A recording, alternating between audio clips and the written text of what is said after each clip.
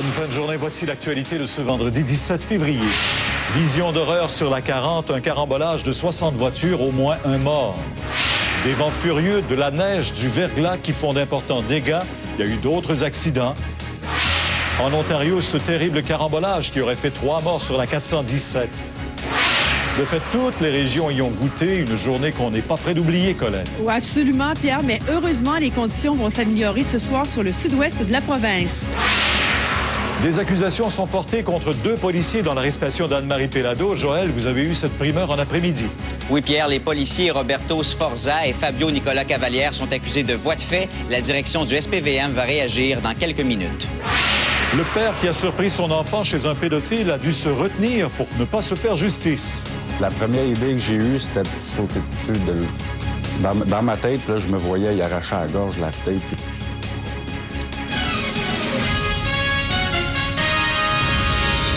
Vous avez peut-être vécu ce mauvais temps aujourd'hui dans votre région d'une façon ou d'une autre. On parle de vent extrêmement violent. Regardez sur la région métropolitaine aujourd'hui, il était difficile de se tenir debout, mais toute une série de carambolages qui ont causé des dégâts importants, mais surtout aussi des pertes de vie, malheureusement. On voit ces images du carambolage dans quelques instants sur la 40. Vous voyez, on parle d'une 60aine de véhicules impliqués. C'est survenu en plein milieu d'après-midi. Et là, sur la 15 également, que ces images que vous voyez également, carambolage sur la 30. Si on regarde une carte, vous allez comprendre très bien que tout le Québec y a goûté cet après-midi.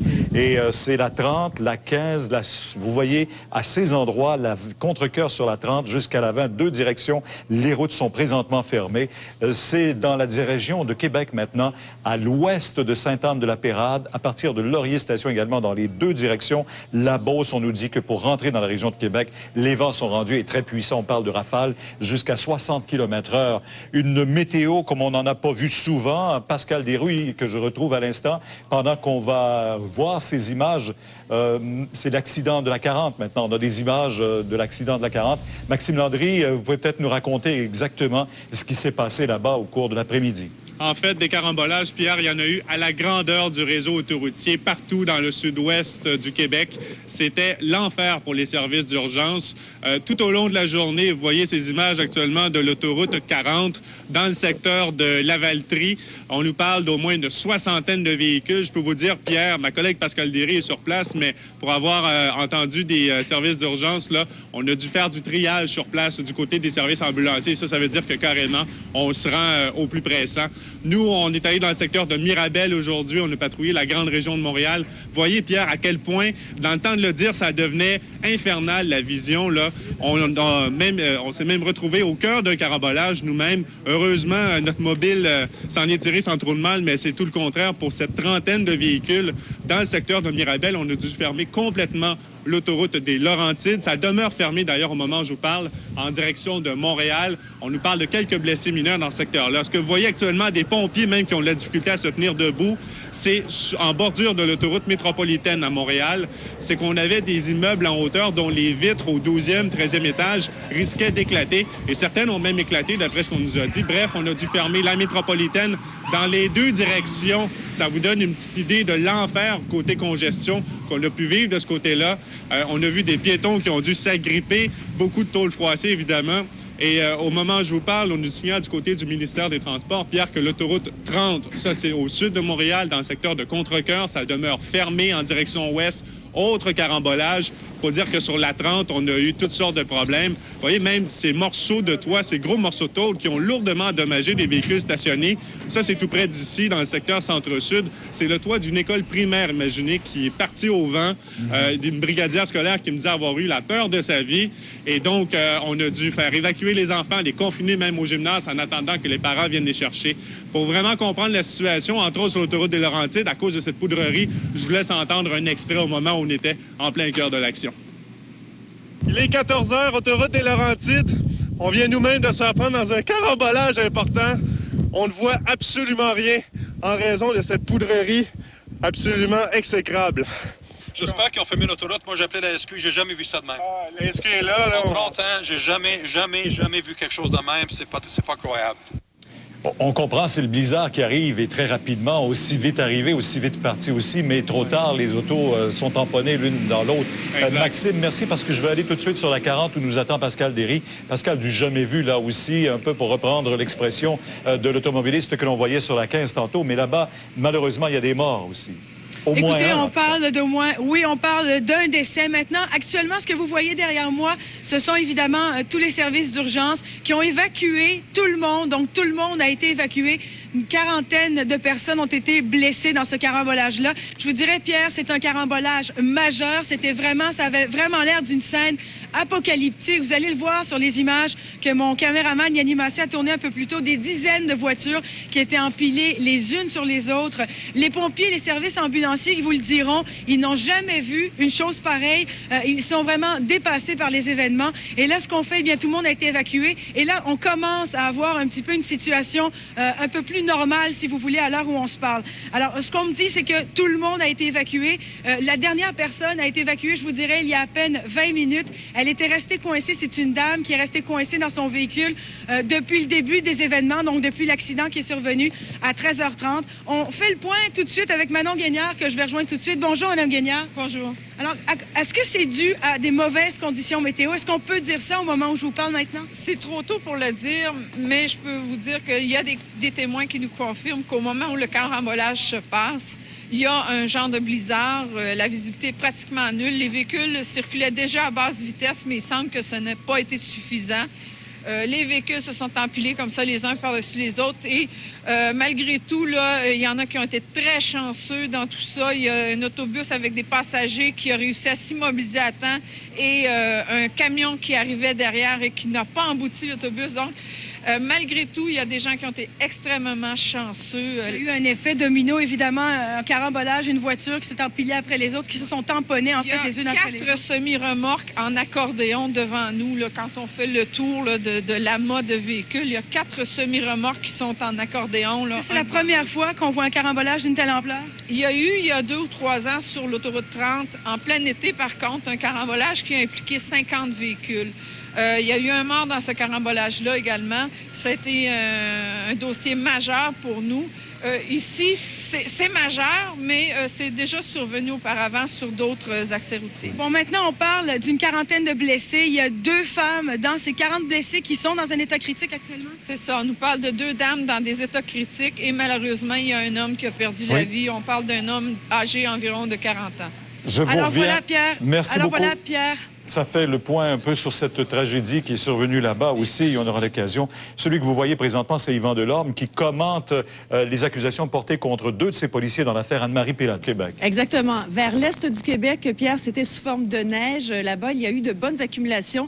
Dans la région de Montjoly, plus de 35 cm de neige sont tombés. Jusqu'au Saguenay-Lac-Saint-Jean, vers l'est, c'était surtout de la neige. Donc, sud-ouest du Québec, on a été touché par de forts vents. L'endroit où c'était le plus venteux, c'est à Montréal. On a atteint une pointe de 111 km à l'heure. On n'a pas battu de record. En 1956, on avait eu des vents de 130 km à l'heure. Alors, la bonne nouvelle, c'est que pour les Laurentides, l'Outaouais, Montréal, les vents vont diminuer d'intensité ce soir. C'est-à-dire que, présentement, ils se maintiennent entre 50 et 80 km à l'heure. Déjà, vers le souper, là, on devrait baisser encore entre 30 et 50 km à l'heure. Mauricie, Québec, et en se déplaçant vers le Bas-Saint-Laurent, les vents devraient diminuer d'intensité seulement vers minuit. Donc, au cours de la soirée, on prévoit encore de bonnes pointes. Juste pour vous dire que dans la région de Québec, quand même, on a atteint des pointes à 89 km à l'heure. Dans la région de Trois-Rivières, 95 km à l'heure. La bonne nouvelle, c'est que demain, ce sera chose du passé, retour du soleil et les vents seront quand même beaucoup moins forts. Voilà, Pierre. Bien, on comprend que ce sont les chutes de température également qui glacent refroidissement partout. Subi, Refroidissement. absolument. Et il y a une averse de neige subite en même temps. Et c'est là que la visibilité devient réduite. Ben, restez avec nous parce qu'au retour, on va faire un tour du Québec, toutes Avec nos plaisir. stations, bien sûr, pour comprendre ce qui se passe. La Violette Louis est rouvert maintenant la circulation. On voit derrière vous les véhicules qui peuvent l'emprunter. Voilà, ça l'est depuis à peu près 1 heure, Pierre. C'est rouvert partiellement, une voie de chaque côté. Remarquez que c'est toujours ça. Hein. Il aurait été fermé en tout aujourd'hui 3h30 le pont La Violette. Il l'était depuis 12h35.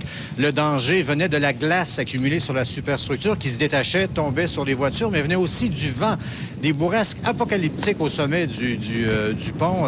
Ça dépassait les 100 km/h et ça faisait courir le risque que des voitures soient déportées ou tout simplement renversées. D'ailleurs, des camions ont été renversés du côté sud du pont La Violette. Ça, on en a eu beaucoup au cours de l'après-midi. Donc, ça a été encore, cette fermeture, un épisode douloureux. Depuis 1 an, on a installé toutes sortes de sécurités sur le pont pour prévenir les problèmes. Sauf que là, aujourd'hui, il n'y avait absolument rien qu'on pouvait faire pour contrer les effets, les conséquences de ces intempéries. Et les automobilistes bloqués de part et d'autre ont dû prendre leur mal en patience. On va entendre d'ailleurs quelques commentaires. C'est pas nous autres qui décident ça, hein? La température est là. Que voulez-vous?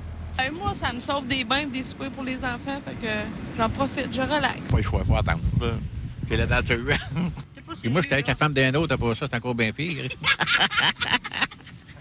Heureusement qu'il y en a qui ont encore le sens de l'humour, ça en prend un peu aujourd'hui. Oui, tout à fait. Mais là, c'est réglé ici au pont La Violette, Pierre, sauf que les problèmes se déplacent vers l'est. Oui. L'autoroute 40 à la hauteur de Sainte-Anne-de-la-Pérade est fermée dans les 2 directions à cause de la poudrerie et à cause d'un très sérieux carambolage qui implique au moins un camion remorque, des voitures, il y a des blessés et il y aurait parmi les blessés des enfants, mais on n'en sait pas davantage pour l'instant. Bon, voilà, on suit ça, bien sûr, et on revient et on retournera à vous si nécessaire. Merci, Louis. Merci.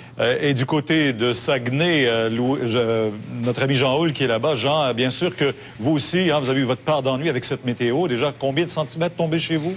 25 cm, on en attend 30. Et ce qui est particulier, c'est qu'il y a 4 avertissements météo présentement en vigueur en même temps. D'abord, neige abondante, poudrerie, refroidissement éolien extrême qui pourrait atteindre moins 38 degrés et également... avertissement de vent violent. On parle de vent, en fait, qui s'est levé en fin d'avant-midi. Et Environnement Canada prévoit que ce vent des rafales pourrait atteindre 100 km/h. Tout un cocktail, donc, de Dame Nature. Pour l'instant, dans la région, les écoles sont demeurées fermées toute la journée. Les routes sont ouvertes, mais la visibilité est réduite sur plusieurs artères. D'ailleurs, sur la 169 entre Héberville et Saint-Bruno, un carambolage s'est produit il y a environ 1 heure, impliquant plusieurs véhicules qui a fait des blessés mineurs. Le nombre est indéterminé cependant pour l'instant. La 169 vient d'être fermée entre Héberville et Alma, de même que la 170 entre Saint-Bruno et Saint-Gédéon. Les policiers, évidemment, ont été débordés d'appels pour des sorties de route. Les voitures patrouilles sont même demeurées enlisées. Il y a encore des secteurs où le déneigement n'est pas complété, même en zone urbaine. Donc, je vous le rappelle, 25 cm présentement sont tombés et Environnement Canada en prévoit 30. Alors, on voit que c'est tout le Québec qui est affecté aujourd'hui par ces conditions. On reste confortablement à la maison. Merci beaucoup. Et si on faisait un tour avec Alain Laforêt, bien sûr que ça a des conséquences sur le transport aérien. Vous êtes du côté de l'aéroport Trudeau à Dorval présentement. La plupart des vols sont perturbés. Ah, écoutez, Pierre, ici, ça fluctue et ça évolue de minute en minute. Je propose de regarder le tableau derrière moi. C'est le tableau des arrivées ici pour le Canada. Vous voyez, il y a 4 vols seulement qui sont à temps. Le reste, pour la plupart, sont cancellés. Ce qu'on vient d'apprendre, c'est que tous les vols en direction de Québec sont annulés. Il y a eu des vols qui ont été annulés tout au cours de la journée. D'ailleurs, Diane Aumont devait partir cet après-midi. Vous deviez aller où? À Hamilton. Et qu'est-ce qu'on vous a dit? C'était cancellé à 3h15. Ils m'ont dit que c'était cancellé. Est-ce qu'il y avait des possibilités pour vous de prendre un autre vol? Non, c'était cancellé pour la journée, mais il y avait pour le lendemain matin. Mais ceux qui avaient été cancellés toute la journée ont déjà pris les places le samedi matin. Donc, il ne restait plus de place pour moi. Donc, votre voyage est annulé? Oui, effectivement. Désolé, mais passez quand même une bonne soirée. Merci, vous aussi. Merci beaucoup, Mme Aumont. Donc, hier, cependant, j'ai entendu des vols qui viennent d'être annoncés, des départs pour Caillou-Coco, pour le sud. Évidemment, c'est plus problématique pour l'est du Québec. Et ça a des répercussions sur le transport ferroviaire. J'ai parlé avec des gens de Via Rail et chez Via Rail, on me dit qu'actuellement, on a des retards au niveau des arrivées entre 25 et 30 minutes, mais énormément de demandes. Il y a un surplus actuellement pour Toronto, Montréal, Ottawa, Montréal, Québec. Ce qu'on tente actuellement, c'est de trouver des voitures. On dit que déjà pour la journée de demain, ça affiche pratiquement complet. Également pour le transport autocar, ce qu'on dit, transport, pensons à Orléans Express. Pour Orléans Express, tous les départs se font à l'heure.